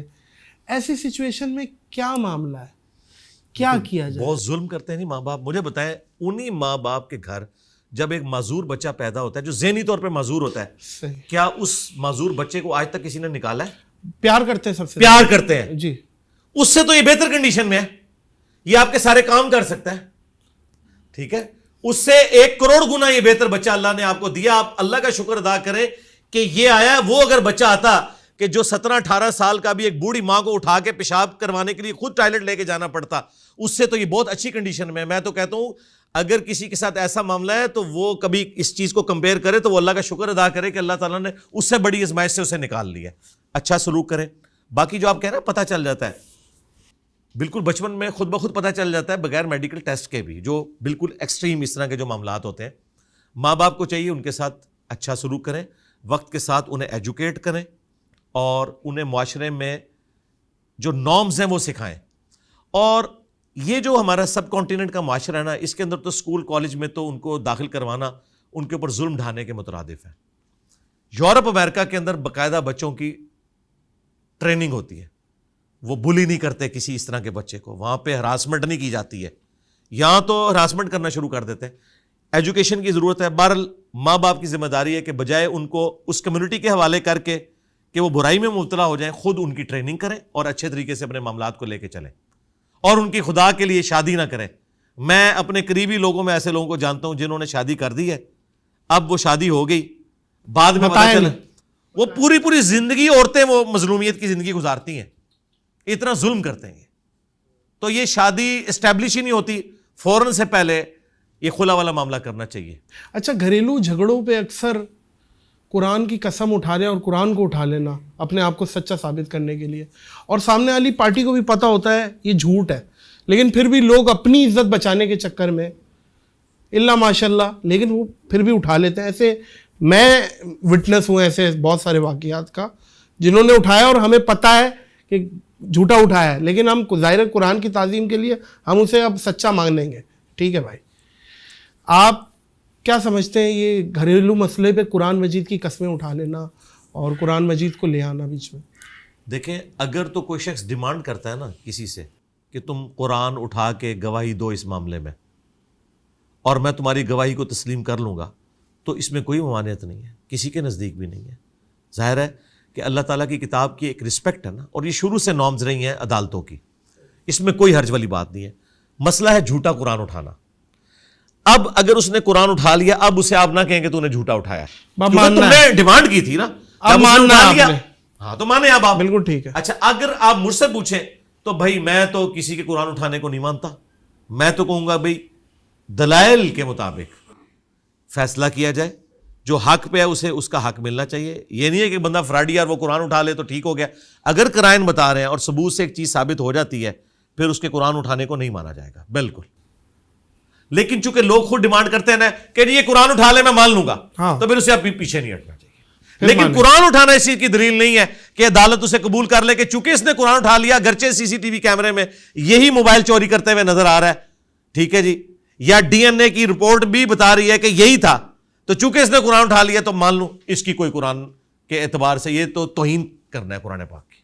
اچھا, اگر نوکری کے لیے رشوت دینا ضروری ہے تو نوکری بھی چاہیے, ایسی سچویشن ہے, رشوت ہے, ظاہر رشوت ہے, تو کیا کیا جائے ایسی اگر آپ میرٹ کے اوپر آتے ہیں اور صرف اس وجہ سے رہ جاتے ہیں کہ آپ رشوت نہیں دے رہے, تو پھر آپ رشوت دیں دل میں برا جانتے ہوئے, اس کا وبال اس کے اوپر ہوگا لینے والے پہ. لیکن ایسی نوکری آپ نے رشوت سے نہیں لینی کہ جو آپ میرٹ پہ نہیں آ رہے, وہ حرام ہوگا. وہ ہر بندہ یہی سمجھتا ہے علی بھائی کہ میں تو اس کا حقدار ہوں. نہیں, میرٹ وہ جیسے دیکھیں جب ایک لسٹ لگتی ہے, لاکھوں لوگوں کے انٹرویوز ہوتے ہیں, پھر شارٹ لسٹ ہوتی ہے, پھر یہ سارے معاملات. لیکن اس حدیث کو ہم پھر کیا کریں گے, رشوت دینے والا بھی اور اس کے بعد اس کو اس پہ گواہ بھی, تو پھر وہ تو اہل ہے, وہ تو پھر اس بات سے نکل جائے گا اس حدیث سے میں اہل ہوں. نہیں, میں آپ کو بتاتا ہوں. دیکھیں یہ ابن ماجہ میں حدیث ہے کہ رشوت لینے والا اور دینے والا دونوں جہنمی ہے, اس میں کوئی شک نہیں ہے. قرآن پاک میں 4 جگہ پہ اللہ تعالیٰ نے فرمایا, سورۃ البقرہ میں, سورۃ المائدہ میں, سورۃ الانعام میں اور سورہ النحل کے اندر, کہ تمہارے لیے حرام کر دیا گیا ہے مردار, بہتا ہوا لہو, خنزیر کا گوشت, اور جس کے ذبیحہ کے اوپر غیر اللہ کا نام لیا جائے. لیکن ساتھ کہا گیا کہ اگر دل میں بغاوت نہ ہو اور کیٹاسٹروفی کنڈیشن ہو تو تم اس میں سے اگر کوئی چیز کھا لیتے ہو تو تمہارے اوپر کوئی گرفت نہیں ہوگی. حتیٰ کہ سورۃ النحل میں یہاں تک آیا کہ اگر کلمات کفر بھی بکنے پڑ جائیں جان بچانے کے لیے اور دل ایمان پہ ٹھکا ہو تو اللہ تعالیٰ گرفت نہیں کرے گا. اب یہاں پہ آئے کہ آپ کا میرٹ بن گیا, آپ لاکھوں میں سے سکروٹنی ہو کے ٹاپ 10 میں پہنچ گئے. اب ٹاپ 10 میں آپ حقدار تھے نوکری کے, لیکن وہ کہتا ہے کہ اتنی رشوت دو, تم سلیکٹڈ تو ہے ہو لیکن رشوت کے بغیر میں اندر نہیں آنے دوں گا. پھر لینے والا گنہگار ہوگا, دینے والا نہیں ہوگا. لیکن اگر آپ ٹاپ 10 میں نہیں تھے, آپ 1000ویں نمبر پہ تھے اور رشوت دے کے ان ٹاپ 10 میں اور نوکری حاصل کر لی, پھر تو حرام ہے. اچھا, وہ بیچ میں بات ہوئی تھی سیروگیسی چائلڈ کے حوالے سے, آج کل پیٹ کسی اور کا اور حمل کسی اور کا, اولاد کس کی ہوگی؟ جس کا پیٹ ہے یا حمل ہے. دیکھیں اسلام میں تو اس چیز کی کوئی اجازت نہیں ہے سوائے اس کے کہ وہ مرد و عورت کے علاوہ کوئی تیسرا انوالو نہ ہو, نہ مرد کی طرف سے نہ عورت کی طرف سے. یہ تو ہو سکتا ہے کہ مرد و عورت کا اس طرح کا جو ملاپ ہے کسی مشین کے اندر کوئی معاملہ ایسا کیا جائے, IVF کہتے ہیں اور وہ ساری کوئی اور معاملہ نہ ہو ٹھیک ہے تو پھر جائز ہے. اور یہ جو میں آپ کو مسئلہ بتا رہا ہوں اسی کے اوپر تمام کا اتفاق ہے, اجماع امت ہے. بالکل اس کے اوپر اتفاق ہے. ٹھیک ہے. سیروگیسی چائلڈ کس کا بچہ ہوگا؟ اب جس کے پیٹ میں یا جس کا حمل ہے؟ دیکھیں اس کیس میں تو نبی الاسلام کی جو حدیث ہے بخاری مسلم میں کہ بیٹا یا بیٹی اولاد اس کی ہے جس کے بستر پہ پیدا ہوگی. صحیح ہے, جس بس کے یہ پیٹ ایک جنرل حدیث ہے. یعنی آؤٹ آف ویڈلاک بھی کوئی پیدا ہوا ہے نا, جس مرد کے بستر پہ پیدا ہوا ہے نا وہ اس کا باپ شمار کیا جائے گا. صحیح صحیح بالکل ٹھیک. چاہے DNA سے ثابت ہو جائے کسی اور کا ہے, کیونکہ دنیا کا نظام اس طرح چل نہیں سکتا نا, ظاہر کے اوپر چلنا ہوگا. اچھا علی بھائی, جو لوگ حج عمرہ کرنے جاتے ہیں اور سلپ ہو جاتے ہیں, خرگوش ہو جانا وہاں کی ایک اصطلاح ہے, خرگوش ہو گئے بھائی, چھپ گئے خرگوشوں کی طرح, اور پھر ظاہر ہے وہ کما بھی رہے اور ہزاروں کی تعداد میں ہیں وہاں پہ. ظاہر ہے سعودی گورنمنٹ کے لیے بھی ایک ٹارگٹ ہے ان کو ڈھونڈنا نکالنا, بلکہ وہ کبھی کبھی ایک ایسی آفرز نکال دیتی ہے کہ بھائی جتنے بھی خرگوش چھپے ہوئے وہ آ جائیں, ہم معاف کر دیں گے اور پاکستان چلے جائیں, ہم کچھ نہیں کریں گے. اس طریقے کا میرا خود ایک بڑے قریبی رشتہ دار پہنچا, وہ 2 سال اس نے کمایا بھی, گھر میں بھی پیسہ بھیجا. اب ایسی سچویشن میں اس کا وہ مال حلال ہے حرام ہے؟ مال کو تو حرام نہیں کہہ سکتے. وجہ اس کی وجہ یہ ہے کہ اگر وہ وہاں پر حلال طریقے سے کما رہا ہے تو اس کو حرام کہنے کا ہمارے پاس کوئی دلیل قرآن و سنت سے موجود نہیں ہے. البتہ آپ صرف اس ایکٹیویٹی کے اوپر بات کر سکتے ہیں جو وہ چھپ گیا. اس کو آپ مثال سے سمجھیں, ایک بندے نے چھری چوری کی, ہاں جی, لیکن اس نے مرغی بسم اللہ اللہ اکبر کہہ کے ذبح کی اس چھری سے, اس مرغی کو آپ حرام نہیں کہہ سکتے بھائی. واہ واہ واہ. ہاں اس نے وہ مرغی سنت کے مطابق ذبح کی, ہاں وہ چھری چوری کرنا ایک جز تھا, اس جرم کو جرم کہا جائے. اگلی بات, خوبصورت بات, یہ جب سے یہ کنٹریز کی باؤنڈریز بنی ہے نا, اس کی جہاں فائدے ہیں نا وہاں پہ انسانیت کے لیے نقصان اتنا بڑا ہے کہ انسان ہجرت نہیں کر سکتا. ایک بات ایڈ کر لوں پھر یہ اس کے بعد, احرام پہن کے, کیونکہ مطاف میں اب جانے بھی نہیں دیتے عمرے والوں کو, کیونکہ حجر اسود کا بوسہ لینا اور وہ چیزیں طواف کرنا لوگوں کی خواہش ہوتی ہے مطاف میں, تو وہ ایسی فیک احرام باندھ لیتے ہیں, اس کو بھی اسی میں کنٹینیو کر دیں. ہاں جی, بات یہ کہ جب سے کنٹریز کی باؤنڈریز بنی ہے نا, جہاں اس کے فائدے ہوئے نا, سب سے بڑا نقصان یہ ہوا ہے کہ انسان ہجرت نہیں کر سکتا. اتنی ریسٹرکشنز لگا دی ہوئی ہیں دوسرے ملکوں نے کہ ایک شخص اگر کہیں رزق کمانے کے لیے جانا چاہتا ہے وہ اسے روک دیتے ہیں. پہلے ایسا نہیں ہوا کرتا تھا, لوگ ہجرت کیا کرتے تھے, پوری فیملیز پورے قبائل ٹریول کرتے تھے. لیکن چونکہ ماڈرن ایج کے اندر ہم ان معاہدوں کے اندر بندھے ہوئے ہیں, ان کی پاسداری تو ضرور کرنی چاہیے, لیکن ان آسودہ حال ملکوں کو بھی دیکھنا چاہیے کہ ایک تو یہ ہے کہ یہ غریب ملک فوجیں بنا کے آپ کے اوپر چڑھ دوڑیں اور آپ سے یہ آپ کا مال ہتھیار لیں. تو امیر ملکوں کا یہ کام ہے کہ وہ غریبوں کو پھر موقع دیں کہ وہاں پہ آ کے لوگ کمائی کر سکیں. اب آ جائیں آپ حج عمرے کی طرف. حج عمرے میں بھی یہ جو ریسٹرکشنز سعودی حکومت کی طرف سے لگائی گئی ہیں نا, یہ غیر شرعی ہیں. اسلام میں آپ کسی کو مکہ مدینے آنے سے روک نہیں سکتے جس کے پاس لا الہ الا اللہ محمد رسول اللہ کا پاسپورٹ موجود ہے. سبحان اللہ, بالکل نہیں روک سکتے.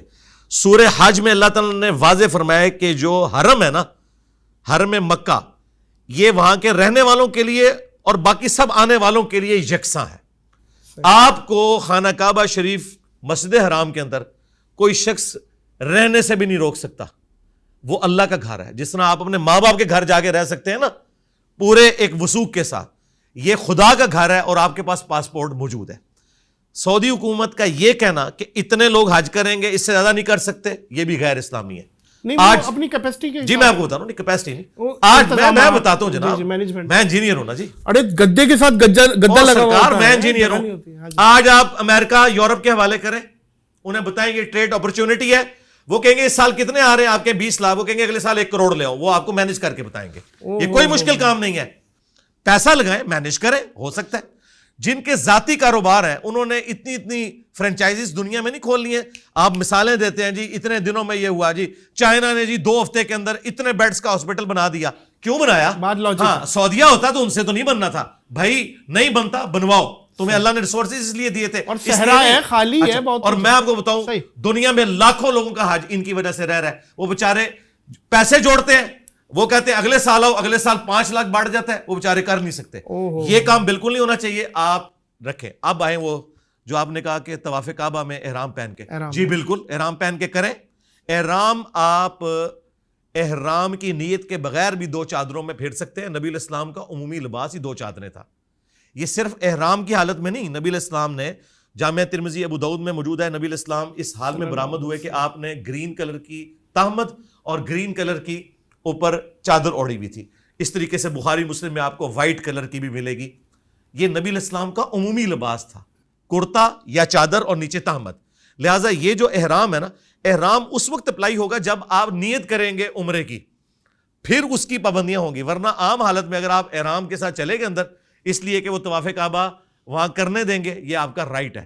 یہ سعودی حکومت کا یہ کام نہیں ہے کہ لوگوں کو یہ مجبور کرے کہ بھئی تم نے دوسری بلڈنگ کے اوپر جانا ہے, فلاں تیسری بلڈنگ کے اوپر جانا ہے. یہ ریسٹرکشن اسلام میں بالکل نہیں ہے. آپ کیپیسٹی بڑھائیں.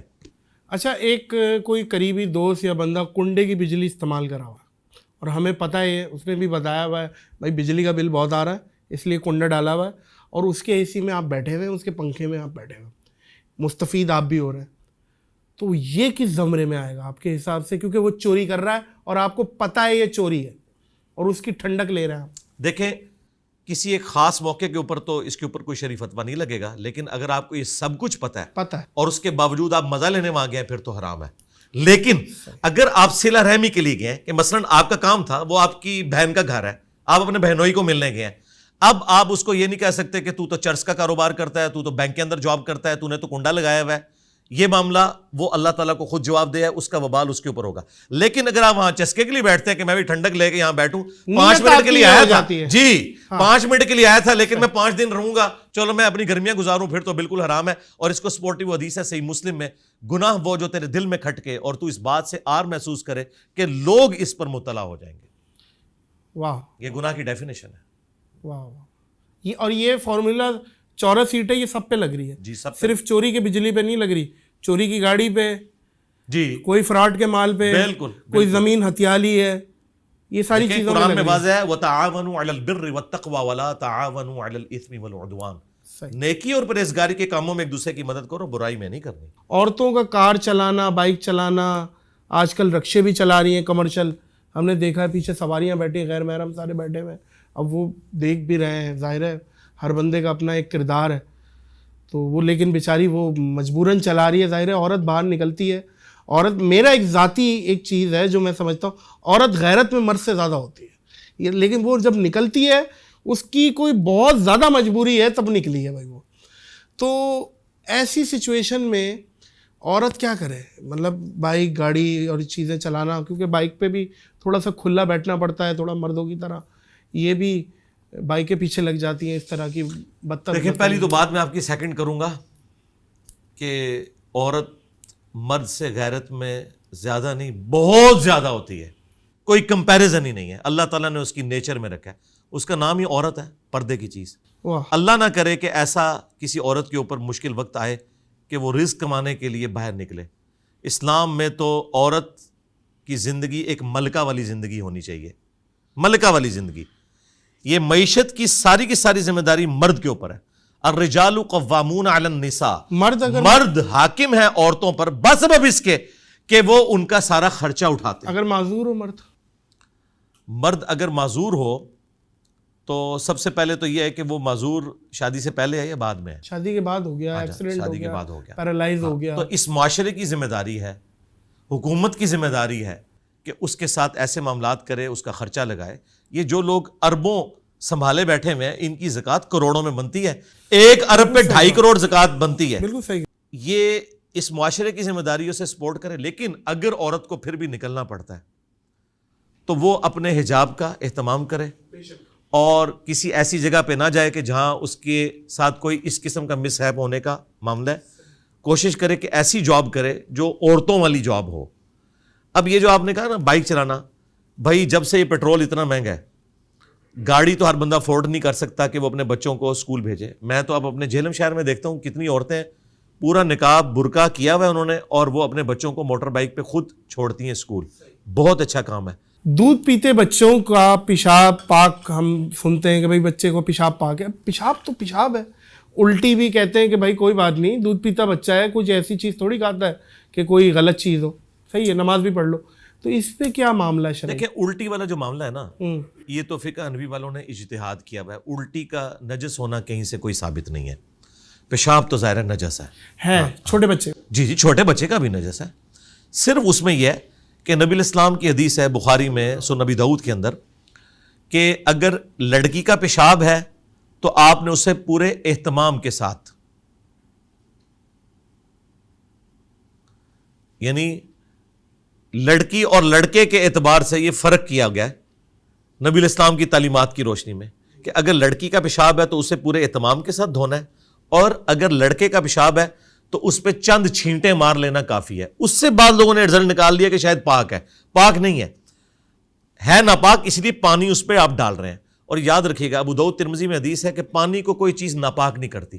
پانی ایک سمجھ لیں ایک ایسی چیز ہے جو کسی چیز پہ بھی آپ ڈالتے ہیں نا اس کو پاک کر دے گی, خود ناپاک نہیں ہوتا پانی.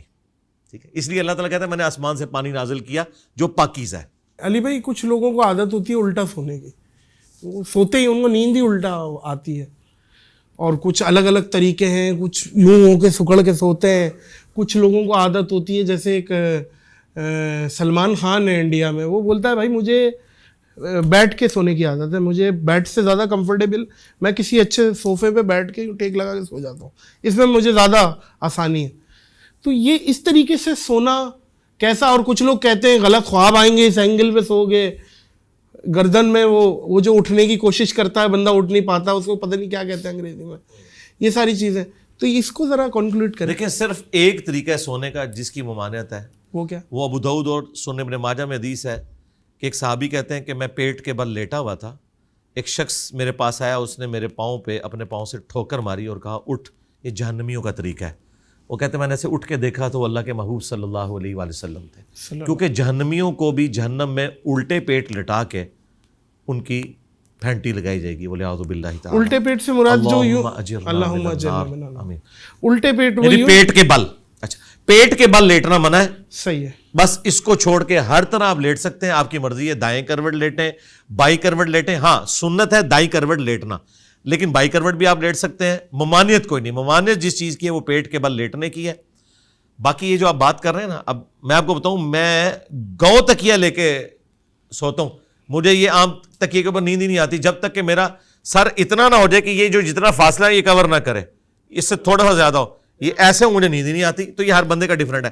پیٹ کے بل لیٹنا منع ہے. اور ابو داؤد میں ایک اور حدیث ہے, کوئی بھی شخص کسی ایسی چھت کے اوپر نہ سوئے جس کے باہر منڈیر نہیں ہے, کیونکہ نیند میں سونے کی بعض لوگوں کو عادت ہوتی ہے. تو نبی علیہ السلام فرمایا ایسے شخص سے اللہ کا ذمہ اٹھ گیا, یعنی اگر آپ وہ نیند میں چلا اور چھت سے نیچے گر گیا تو وہ خود حرام موت مرا ہے, کیونکہ اللہ تعالیٰ نے اس کی ممانعت کی ہوئی ہے.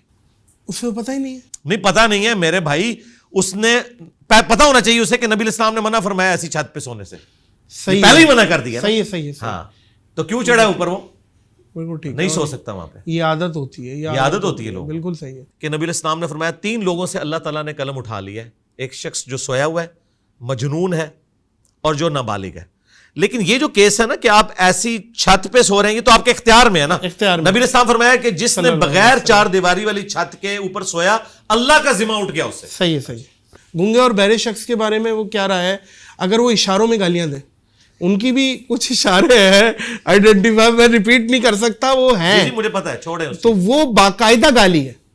ہمیں تو ہمارے پڑوس میں ایک بیچارہ ایک گونگا رہتا تھا, تو ہم بچپن میں چھڑتے تھے, اور وہ اس کا دوست بھی ہم دیکھتے تھے آ کے نا آپس میں وہ یوں کر کے اس سے کمیونیکیٹ کرتا تھا, اور میں کھڑکی میں کھڑا ہوا دیکھ رہا ہوں آدھا 1 گھنٹہ وہ باتیں کر رہا ہے, پتہ نہیں کیا کر رہا ہے.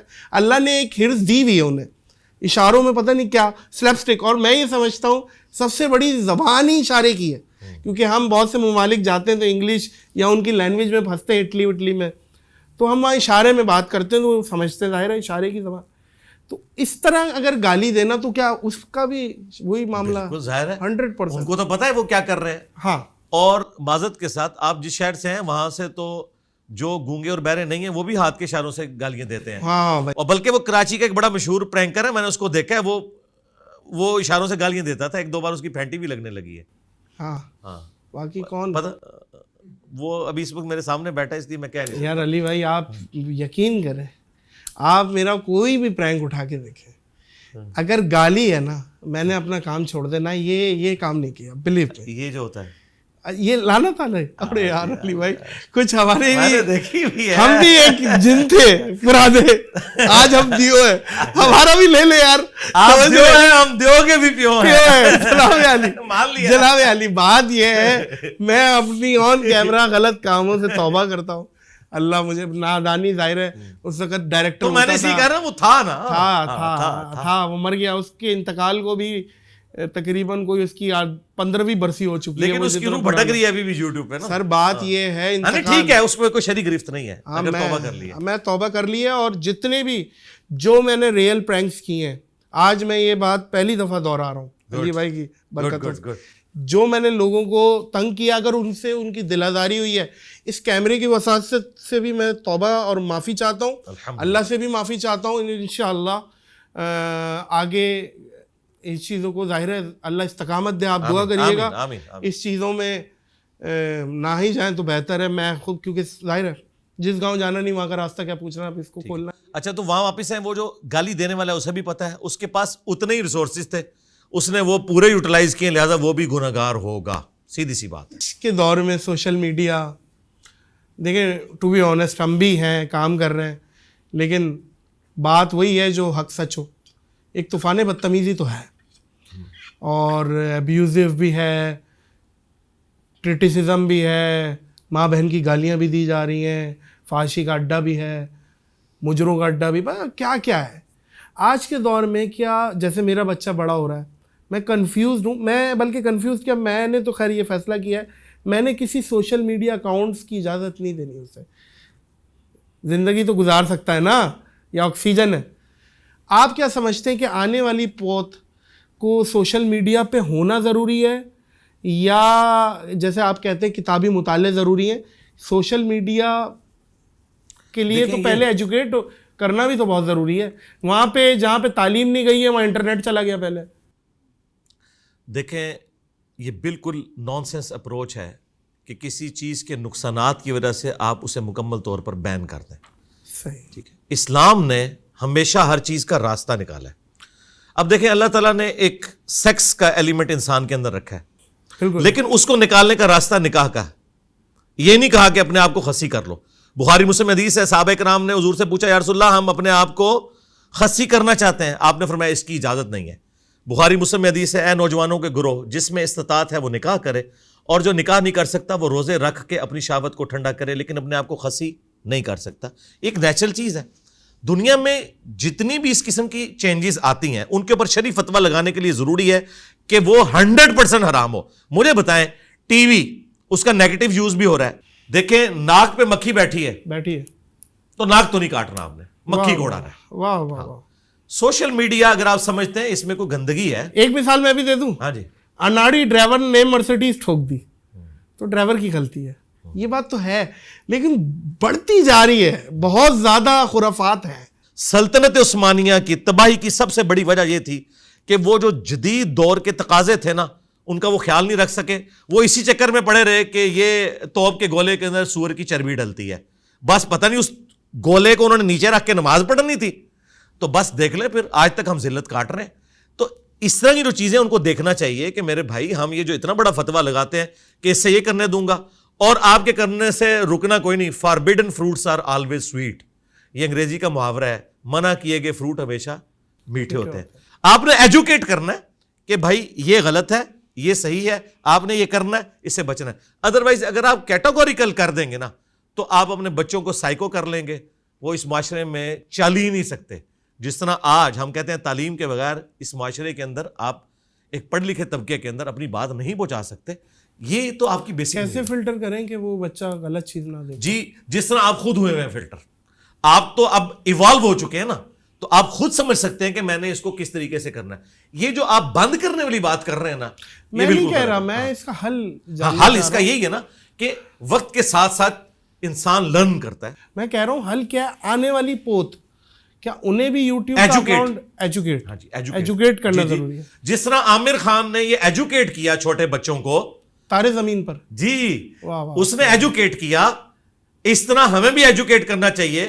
یہ آپ نے ایجوکیٹ کرنا ہے. آپ نے یہ نہیں کہنا کہ میں نے اپنے بچوں کو اب مدرسے نہیں بھیجنا، میں نے اپنے بچوں کو قرآن پڑھنے کے لیے نہیں بھیجنا. اچھا علی بھائی، جاتے جاتے کوئی ایک ایسا یادگار میسج جو کہ 100 سال 200 سال بعد بھی کوئی دیکھے، شاید کیا یقیناً آپ بھی نہیں ہوں گے، ہم بھی نہیں ہوں گے، کوئی ایسا میسج دینا چاہیں گے جو ویڈیو فارم میں یاد رہ جائے آپ کا؟ اور بولیں آپ کچھ. بولوں؟ سن لیں گے، کیمرہ بھی سن لے گا. دیکھیں ہمارا تو ایک ہی میسج ہے. قرآن میں ہمیں حکم تھا ایتونی بکتاب من قبل ھذا او اثارۃ من علم ان کنتم صادقین. اے نبی ان سے فرماؤ کہ اگر مجھ سے کوئی بحث کرنی ہے تو کتاب میں کوئی چیز ہے تو وہ لے کر آؤ، جو تمہارے پاس اپنی کتابیں الہامی موجود ہیں، یا انبیاء کے آثار میں سے کوئی چیز ہو وہ مجھے پیش کرو اگر تم سچے ہو. اندازہ کریں کہ نبی علیہ السلام کو اللہ تعالیٰ نے یہ طریقہ سکھایا ہے کہ کتاب و سنت سے بات کرنی ہے. نبی علیہ السلام نے بھی حجۃ الوداع پہ فرمایا اپنے بعد 2 چیزیں چھوڑ کے جا رہا ہوں، کتاب اور سنت. اور غدیر خم پہ فرمایا قرآن اور اہل بیت. ہم یہ کہتے ہیں کہ آپ بکش مسلمان بنیں اور اپنی نسبت اس شخص کے ساتھ مضبوط کریں جس کی قبر مدینے میں ہے، صلی اللہ علیہ وآلہ وسلم. کیا بات ہے، کیا بات ہے. علی بھائی بہت بہت شکریہ، جزاک اللہ خیر. بڑی مہربانی. اس نفسہ نفسی میں جو سب سے قیمتی چیز کسی کے پاس ہوتی ہے وہ ہوتا ہے اس کا وقت.